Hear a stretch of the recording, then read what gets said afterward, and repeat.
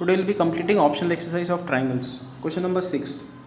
Prove sum of squares of diagonals of parallelogram is equal to sum of squares of its sides.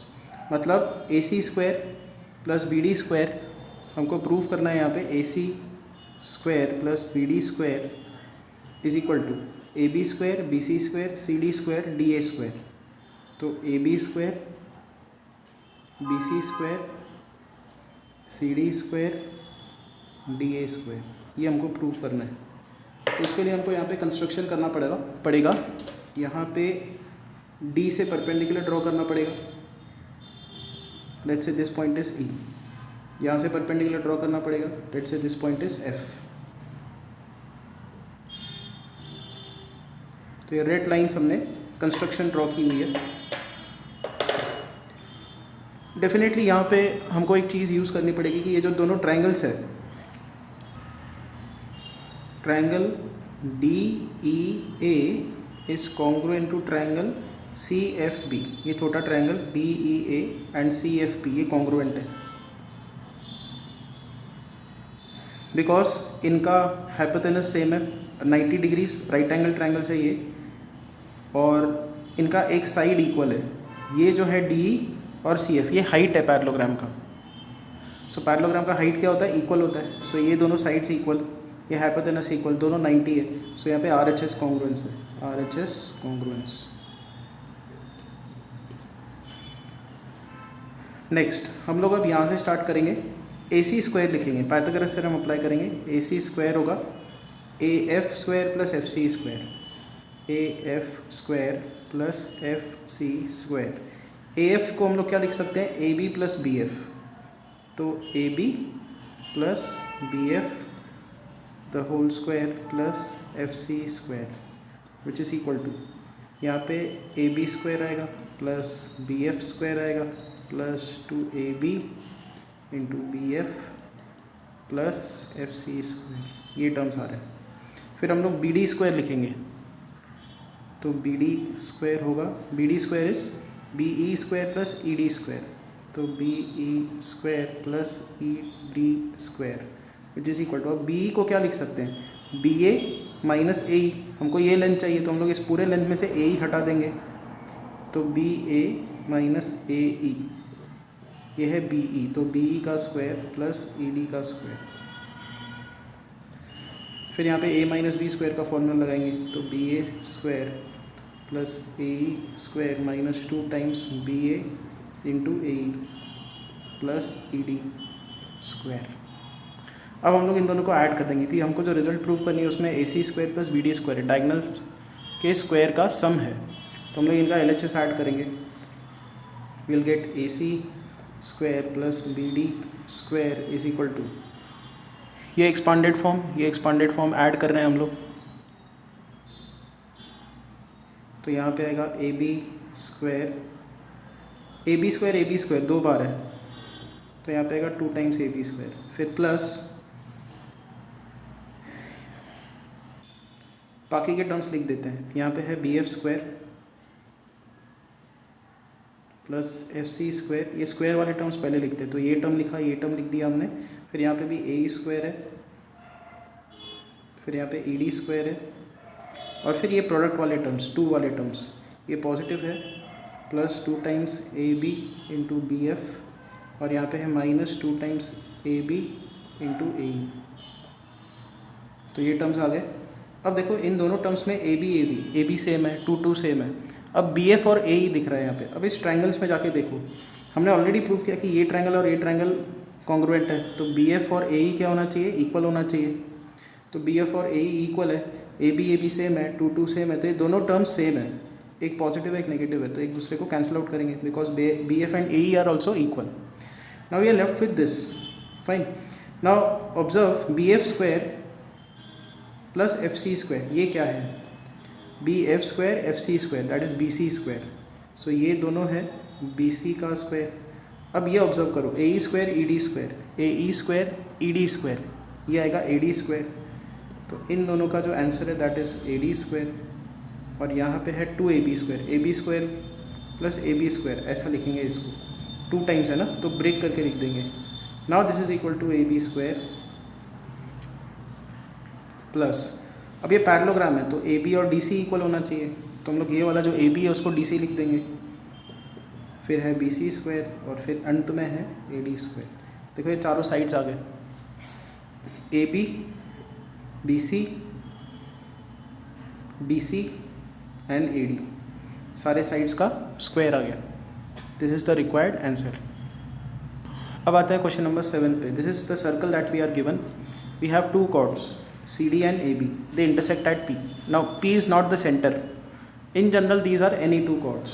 So क्या होगा कि ये angle और ये angle equal है, ये एंगल एंड ये एंगल भी इक्वल है। ये दोनों एंगल्स क्यों इक्वल है? क्योंकि ये एक ही आर के ऊपर बेस्ड है, angles based on same arc are equal. तो ACD ये भी ADR के ऊपर बेस्ड है एंड ABD ये भी ADR के ऊपर बेस्ड है, तो दोनों का मेशर सेम होना चाहिए।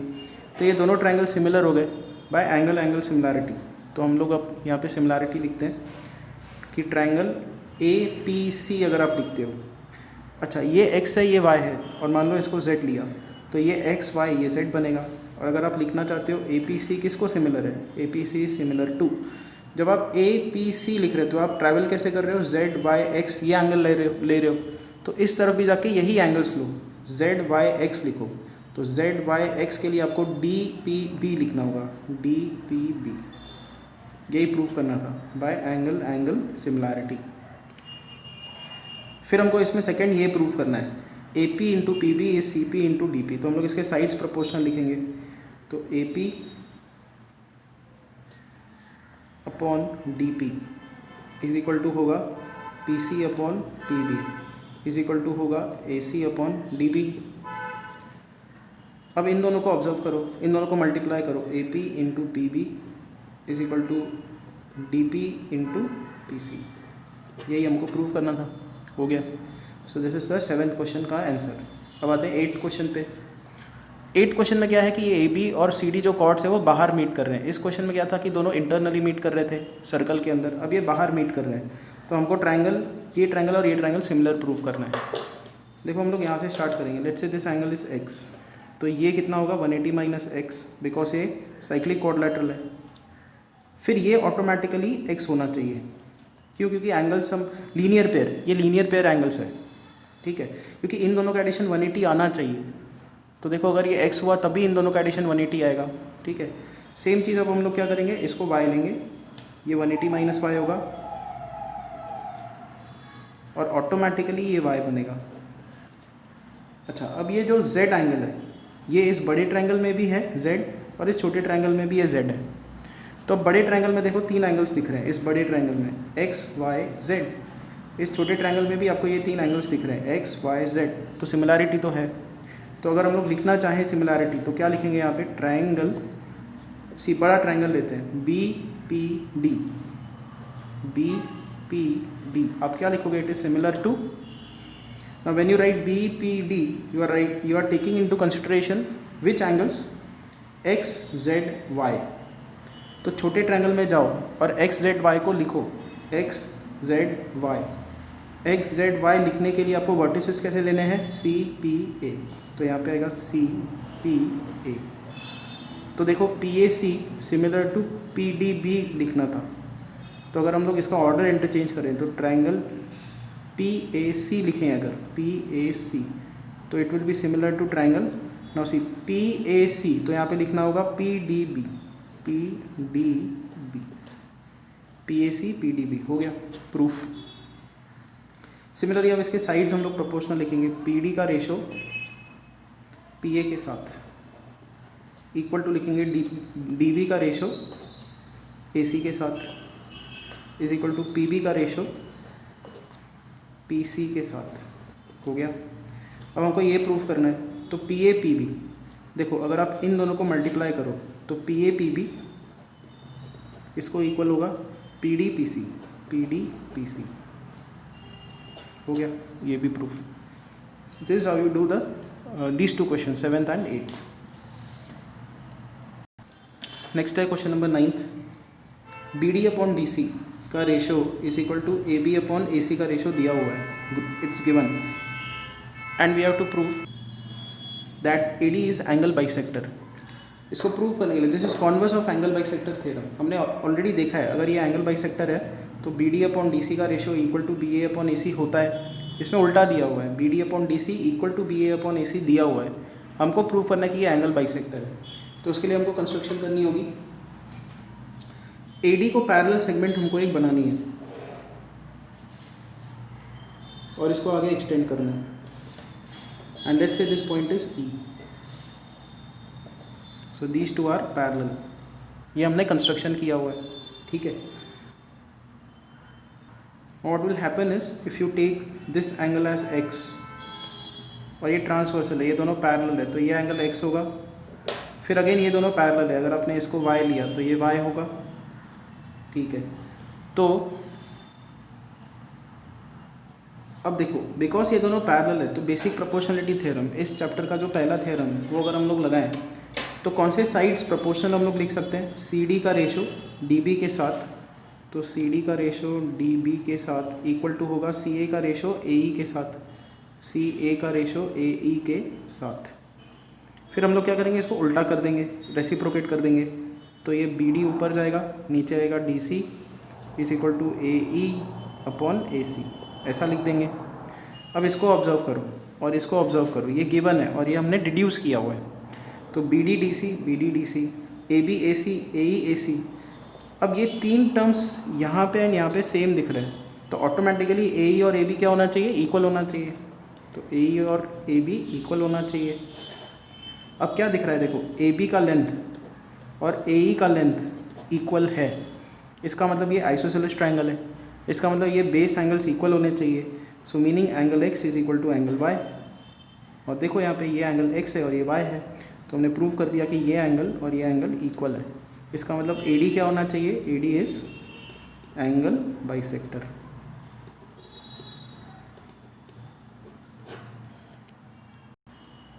नाउ ऑप्शन एक्सरसाइज का लास्ट क्वेश्चन।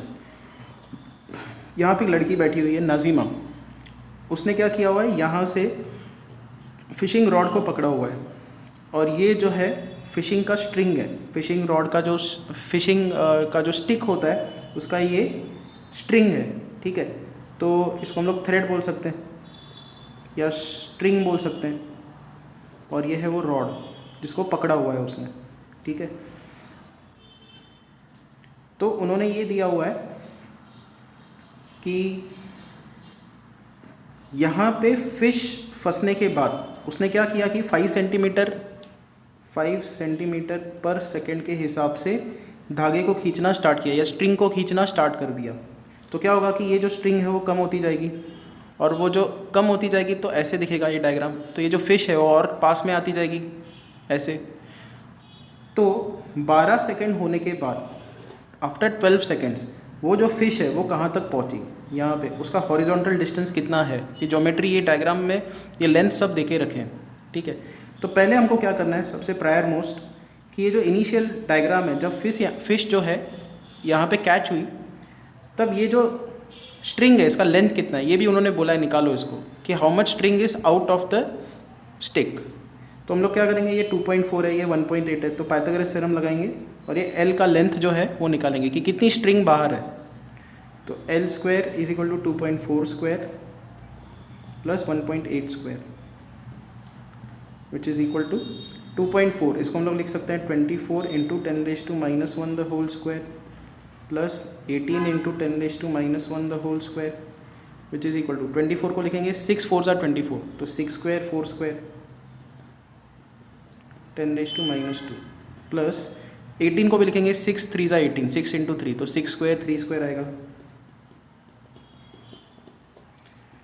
6 स्क्वायर एंड 10⁻⁻2 बाहर निकालो, तो यहाँ पे आएगा 4 square 3 square which is 6 square into 10⁻⁻2।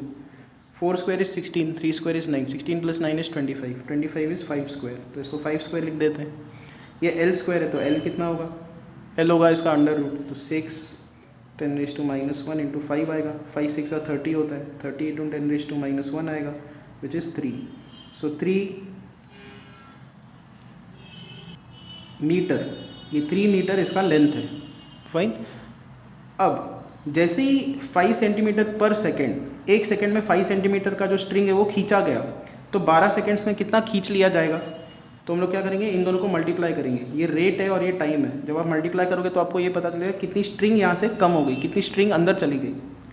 तो 5 × 12 this is 60 centimetre. 60 centimetre 12 second में अंदर निकल गई, स्ट्रिंग कम हो गई। इसको मीटर्स में कन्वर्ट करो तो 0.6 मीटर। तो अब नया डायग्राम ऐसे दिखेगा कि ये जो फिशिंग रॉड का जो स्ट्रिंग है वो कम हो गया बाय 0.6 मीटर। अब देखो ये 3 मीटर था, उसमें से 0.6 कम हो गया, तो अब ये कितना होगा, ये होगा 2.4।